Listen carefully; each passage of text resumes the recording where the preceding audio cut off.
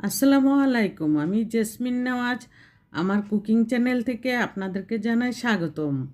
আজকে আমি আমার রেসিপিতে নিয়ে এসেছি fried rice, chicken fried rice. Chicken বলতে তন্দুরি চিকেন বানিয়েছি। আর ফ্রাইড রাইসটা নতুন নিয়মে, নতুন আঙ্গিকে বানিয়েছি, একদম সহজ নিয়মে। আর যেভাবে হোটেল রেস্তোরাঁয় যেভাবে বানানো হয় তার থেকে একদমই সহজ নিয়মে আমি বানিয়েছি। সেটা আপনারা দেখলেই বুঝতে পারবেন। আর আপনাদের কাছে একটাই অনুরোধ রইল, আপনারা একটি লাইক দিয়ে কন্টিনিউ করবেন, তাহলে আমার রেসিপিটা পুরোটা রেসিপি আপনারা ওয়াচ টাইম ফুল ওয়াচ করে দিবেন। আর সহজ রেসিপিটা দেখার জন্য আপনাদের কাছে অনুরোধ করছি। এখানে পোলার চাল নিয়েছি আমি, এখানে হাফ কেজি পোলার চাল দিয়ে আজকে আমি ফ্রাইড রাইসটা করব। ফ্রাইড রাইস বলতে আমি এখানে পোলাও যেই নিয়মে বানানো হয় সেভাবেই আমি বানিয়ে থাকি, এবং কোনো টেস্টের কোনো হেরফের হয় না। আর এই ফ্রাইড রাইসটা আমার মনে হয় ওই হোটেল রেস্তোরাঁর ফ্রাইড রাইস থেকে দ্বিগুণ টেস্ট হয়। আর এখানে আমি পোলার চালটা দিয়ে আমি ভাজা ভাজা করে তারপর আমি এখানে পানি দিয়ে দিয়েছি। পোলার চালের মাপ মতোই, তার থেকে একটু কম দিতে হয়, সেই মাপ মতো আমি পানিটা দিয়ে এখানে ডিম আগে ফ্রাই করে রেখেছিলাম, ডিমের ঝুরঝুরা করে রেখেছিলাম। এই ডিমটা আমি দিয়ে দিলাম, তারপরে আমি সয়া সস দিয়ে দিলাম, টেস্টিং সল্ট দিয়ে দিলাম।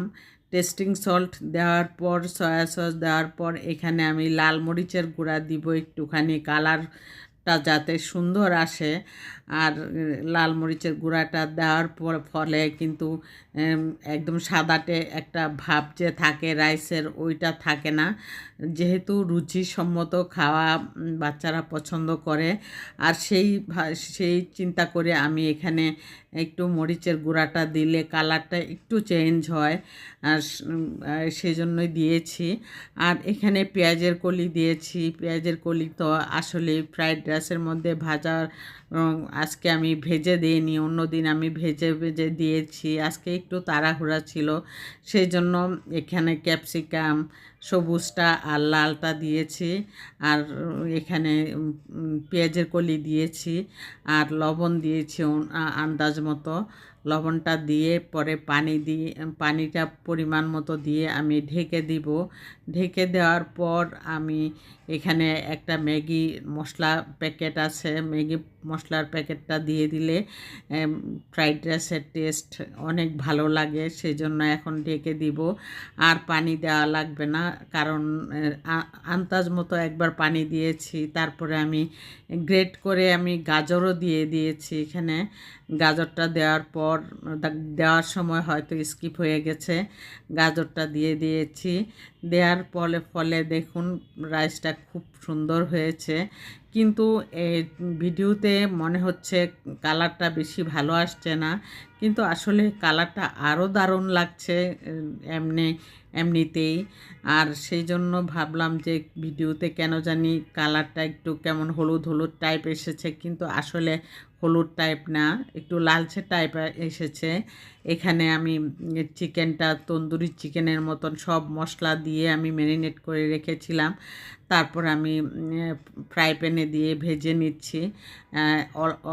অল্প আঁচে আমি অনেকক্ষণ ঢেকে রেখেছিলাম। তারপর নামানোর কিছুক্ষণ আগে আমি এখানে টমেটো সস দিয়ে, আর এখানে আমি সব ধরনের মশলা দিয়ে ম্যারিনেট করে রেখেছিলাম, যেমন সয়া সস, ওয়েস্টার সস, তারপরে টমেটো সস, মরিচের গুঁড়া, ধনিয়ার গুঁড়া, এগুলি দিয়ে আমি জিরার গুঁড়া দিয়ে ম্যারিনেট করে রাখার পরে আমি ভেজে নিয়েছি। এভাবে তন্দুরি চিকেনটা খুব সুন্দর হয়েছে, দেখুন এখন রাইসটার কালারটা খুব ভালো লাগছে। আর এইভাবে রাইস বানানো আমার কাছে খুব সহজ লাগে, খেতেও খুব অসাধারণ মজা হয়।